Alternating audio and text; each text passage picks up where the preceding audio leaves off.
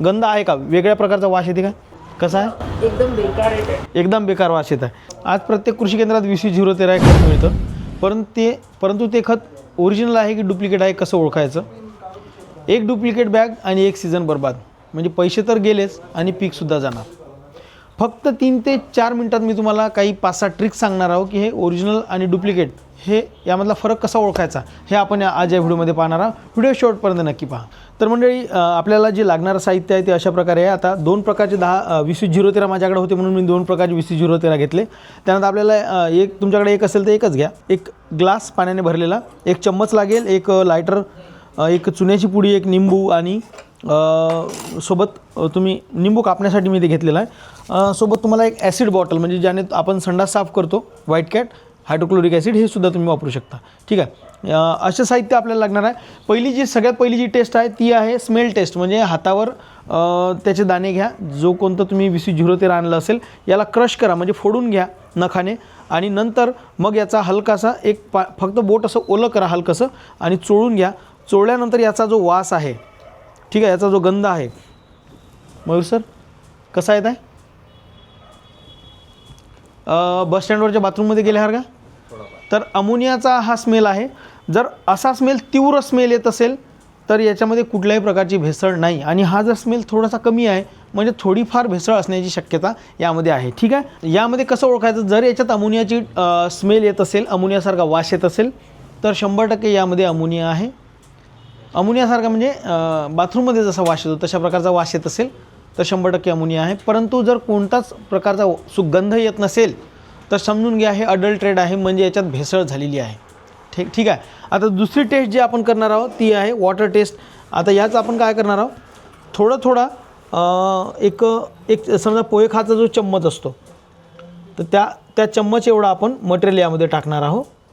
आता माझ्याकडे 2 प्रकारचे असल्यामुळं मी याच्यात दोन्ही ग्लासमध्ये मिसळलं, आणि जेवढ्या लवकर हे डिझॉल्व होणार तेवढी याची प्युरिटी आहे असं समजायचं। ठीक आहे, तर आता जे ग्लास आहे या ग्लासमधलं आपण पाणी फेकून देऊया, आणि हे पाणी फेकल्यानंतर यामध्ये आपल्याला टेस्ट काय चेक करायची आहे, याच्या बुडात जर खडे राहत असेल किंवा मातीसारखा पदार्थ राहत असेल तर तुमचं 20-013 हे बोगस आहे, अडल्ट्रेट आहे, म्हणजे भेसळयुक्त आहे, आणि याच्यात कोणताच घटक शिल्लक राहत नसेल तर हे प्युअर 20-013 आपण आता याचं चेक करून पाहूया। आता पहा याच्यात खडे राहिलेले आहे। ठीक आहे, साधारण हे 20% शिल्लक राहिलेला आहे। ठीक आहे, आणि याच्यातसुद्धा शिल्लक राहिलेलं आहे। इथं पाहू शकता तुम्ही चिखलासारखा पदार्थ शिल्लक राहिलेला आहे याच्यामध्ये, म्हणजे हे सुद्धा फॉल्टी आहे, अडल्ट्रेट आहे, म्हणजे याच्यात 20% भेसळ असू शकते दोन्ही याच्यात, असे लक्षणं याच्यात दिसत आहे। तर मंडळी, दुसरी जी टेस्ट आहे, याचे असे 10-12 दाणे याच्यावर टाका। ठीक आहे, सुटसुटीत, आणि त्यानंतर लायटरने याला आपल्याला गरम करायचं आहे। तर इथं इफेक्ट दिसले पाहिजे की याच्यामध्ये बबल निर्माण झाले पाहिजे। तर हे पहा, इथं झाले मूवमेंट सुरू झालेले, मधातले जे दाणे आहेत ना ते गरम होणं सुरू झालेले आहे, आणि त्यात फुगे म्हणजे असं दिसते ना, हालचाल व्हिडिओ दिसत आहे क्लिअर। तर हे याच्यापेक्षाही थोडंसं चांगलं व्हायला पाहिजे, म्हणजे एक पिवळ्या रंगाची फ्लेम याच्यातून अशी निघायला पाहिजे, पिवळ्या रंगाचा धूर किंवा आग पिवळ्या रंगाची निघायला पाहिजे।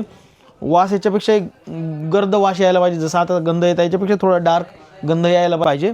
आता याच्यात हलकंसं क्रॅकलिंग झालं, ते असं क्रॅकलिंग झालं पाहिजे, तर समजायचं ते प्युअर आहे। आता हे 100% प्युअर नाही आहे, हे याची पण टेस्ट आपण करू तुम्ही म्हणत असाल तर। आता हा व्हिडिओ आपण इंडोरमध्ये याच्यासाठी बनवत आहोत की आपलं लायटर तिथं काम करत नव्हतं, याच्यात क्रॅकलिंग थोडी जास्त दिसत आहे। ठीक आहे, पाहू शकता तुम्ही जे छोटे मॉलिक्यूल आहे ते क्रॅकल होणं सुरू झाले, याच्यामध्ये सुद्धा क्रॅकलिंग थोड्याफार प्रमाणात झालेली आहे। गंध याच्या आणि त्याच्या गंधात थोडासा मायन्यूट फरक आहे, 19-20चा फरक आहे। आता जे आपण चम्मचमध्ये गरम केल्याची ज्या टेस्ट आहे त्याच्यामध्ये जर क्रॅकलिंग बबल्स होत असतील आणि गंध येत असेल, तीव्र गंध येत असेल तर प्युअर आहे, परंतु त्यामध्ये पाहिजे तेवढ्या प्रमाणात बबल नाही आहे किंवा बबल नाहीच आहे, एक मातीसारखाच पदार्थ दिसत आहे, तर 100% तिथं भेसळ झालेली आहे, आणि जेवढं त्याचं प्रमाण जास्त तेवढी भेसळ जास्त झालेली आहे। त्यानंतर जी चौथी टेस्ट आहे ॲसिड टेस्ट। आता या दोन्हीही 20-013वर आपण याचे ॲसिडचे 2-3 थेंब टाकणार आहोत, हायड्रोक्लोरिक ॲसिडचे, आणि त्यात जर फुगे निघत असतील, भरपूर जर फुगे निघत असतील भयानक, तर 100% प्युअर आहे। परंतु फुगे निघतच नाही आहे तर 100% भेसळ आहे। फुगे कमी निघत आहे तर काही प्रमाणात भेसळ आहे, म्हणजे 10-20% भेसळ आहे। तर आता आपण दोन्ही याच्यात 2-2, 3-3 थेंब टाकू आणि चेक करूया बा। ठीक आहे,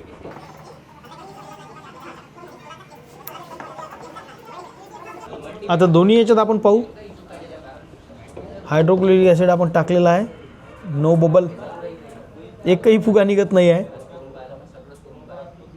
थोडेसे सुरुवातीला टाकल्याबरोबर इथं थोडे फुगे निघाले होते, ठीक आहे, आणि इथंसुद्धा टाकल्याबरोबर थोडेसे फुगे निघाले होते, परंतु आता याच्यात कुठल्याही प्रकारचे फुगे दिसत नाही आहे.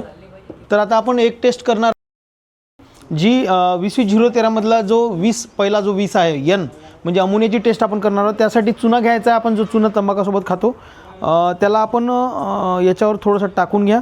याला तंबाखाच्या जसं आपण तंबाखू चोळतो त्या पद्धतीनं चोळून घ्या. आणि आता याचा गंध कसा आहे तो आता आपल्याला हे आपले प्रतिनिधी सांगतील. गंध आहे का, वेगळ्या प्रकारचा वास येते का, कसा आहे, एकदम बेकार आहे, एकदम बेकार वास येत आहे. तर अशा प्रकारचा गंध जर आला तर अमोनिया 100% त्यामध्ये अवेलेबल आहे असा त्याचा अर्थ होतो, ठीक आहे. त्यानंतर जी टेस्ट आहे एका चम्मचमध्ये आपल्याला 2-3 दाणे घ्यायचे आहे आणि याला थोडंसं ओलं करून घ्यायचं आहे. आता मी चम्मचमध्ये ऑलरेडी पाणी टाकलं होतं थोडंसं. निंबाचे 2 थेंब टाकून, निंबाचे 2 ते 3 थेंब टाकून याला भिजवायचं आहे. आता भिजलं आहे, थोडंसं 2 थेंब पाणी आणि 4 थेंब निंबू म्हणजे निंबाचा रस, अशा पद्धतीनं आता याला आपल्याला गरम करायचं. आता गरम केल्यानंतर जर याच्यात ढग जसं तयार होते तशा पद्धतीचा जर धुवा निघाला, हे गरम केल्यानंतर याच्यामधून जर धूर निघत असेल, सिगरेटसारखा धुवा निघत असेल, तर समजून घ्या याच्यामध्ये मीठ प्रेझेंट आहे. आता मीठ प्रेझेंट असणं म्हणजे मग खत खराब आहे का, तर नाही, कारण सल्फर, कारण आपण ही टेस्ट आहे सल्फरची. सल्फर आपण चेक करता म्हणजे 20-013 मधलं जे सल्फर आहे 13% त्याची टेस्ट आहे. याच्यातून धूर निघत असेल तर हे फेक आहे आणि धूर निघत नसेल म्हणजे हे चांगलं आहे, म्हणजे याच्यात सल्फर प्रेझेंट आहे. परंतु याच्यामध्ये जर सगळं गरम केल्यानंतर याच्या खाली जर असं मटेरियल शिल्लक राहत असेल चमच्यामध्ये, तर यामध्ये अडल्ट्रेशन आहे, म्हणजे थोड्याफार प्रमाणात कशाची तरी भेसळ याच्यात झालेली आहे. फक्त आपण भेसळचे पर्सेंटेज इथून सांगू नाही शकत की किती % भेसळ आहे, ठीक आहे. तर आता निंबाचा रस हे दोन्ही सोकलेला आहे आणि याच्यात शिल्लक राहिलेला आहे, हे मटेरियल पाहून घ्या. तर याचा अर्थ काय की भेसळ आहे, फक्त आपण प्रमाण नाही सांगू शकत की किती टक्के भेसळ आहे, 20% आहे, 50% आहे, 70% आहे, ठीक आहे. तर ही झाली एक टेस्ट. आता हे जे काळ्या जे 20-013 आहे आपण याची एकदा टेस्ट करून घेऊया. आता याच्यातसुद्धा आपण ती टेस्ट करत आहोत. याच्यातसुद्धा हलकासा धुवा निघत आहे आणि आता याच्यात पहा, इथंसुद्धा मटेरियल शिल्लक राहिलेलं आहे, ठीक आहे. तुम्ही पाहू शकता अक्षरशः डोळ्यानं दिसते हे मटेरियल इथे शिल्लक राहिलेलं आहे, ठीक आहे. तर याचा अर्थ काय की भेसळ तर आहे, पण आपण पर्सेंटेज डिफाईन नाही करू शकत की किती टक्के याच्यामध्ये भेसळ आहे. लिटमस पेपर टेस्ट कशी करायची ते सांगतो. एक लाल कलरचा लिटमस पेपर घ्या, एक ग्लासमध्ये पाणी घ्या, त्यामध्ये 1 चम्मच जे 20-013 तुमच्याकडे आहे ते पाण्यात टाका, पाण्यात विरघळून घ्या. त्यानंतर लिटमस पेपर त्याला हलकासा टच करा फक्त लाल कलरचा. त्याचा जर pH हा म्हणजे त्याला एक लिटमस पेपरसोबत एक स्ट्रीप येत असते कलरची, त्यावरून आपल्याला चेक करू शकतो की pH कितीपासून कितीपर्यंत आहे. तर त्याचा जर कलर 3 किंवा 5 पर्यंत मॅच होत असेल त्या लिटमस पेपरचा, तर 100% तुमचं सोल्युशन जे आहे ते प्युअर आहे, कारण त्या सल्फर असल्यामुळं त्याचा pH हा ॲसिडिक बनतो. परंतु जर ते पेपर हा निळसर होत असेल तर याचा अर्थ काय की तुमच्या जो सोल्युशन बनलेला त्याचा pH हा न्यूट्रल किंवा न्यूट्रलपेक्षाही अल्कली म्हणजे 7.5 पेक्षा pH जर पुढे जात असेल त्या लिटमस पेपरवरून, तर समजून घ्या की आपण टाकलेलं 20-013 हे बोगस आहे.